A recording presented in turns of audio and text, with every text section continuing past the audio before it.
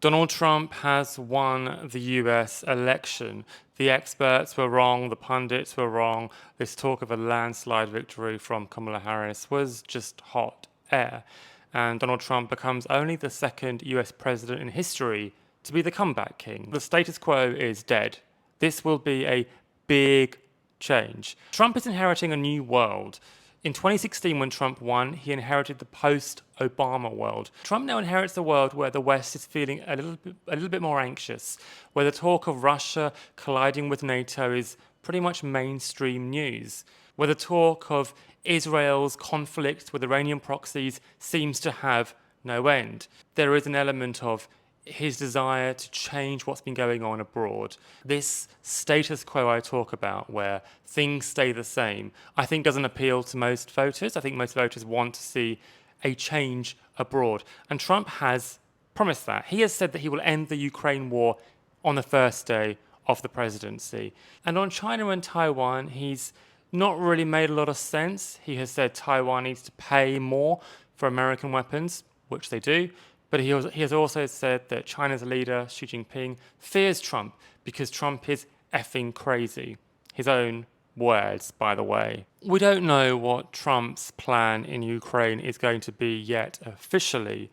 Trump has raised the idea that at the negotiating table, Ukraine would maybe have to give up some of its eastern territory, which is alarm bells for many Ukrainians.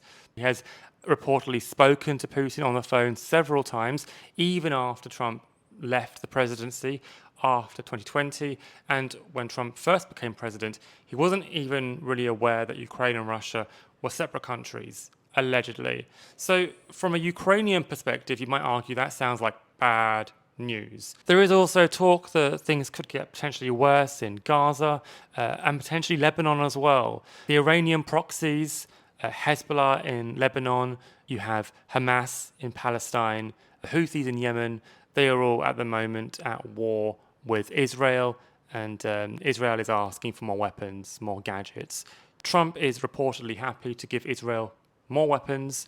That may mean a faster end to the conflict, but it could indeed mean more bloodshed as well. Trump has also talked about the idea that Europe needs to stop relying on America, that it needs to start defending Ukraine from Russia more on its own and stop relying on American power. And already the EU are talking about having an EU army, talking about upping defence, and EU countries are now under more pressure to spend more on defence in NATO as well. That's the defence treaty that America is one of the biggest spenders of, and Trump, fair point to him, argues that you should all be spending at least 2% of your GDP, and some of you are not. And Trump's talk of withdrawing from NATO could just be a bargaining tactic to make those countries pay what they need to be paying. If that's the case, good news for NATO. All countries are spending what they should be doing. But if he does withdraw from NATO, then potentially very, very huge ramifications for Western security. But all I can say is that if you thought things have been dramatic this year, you ain't seen nothing yet.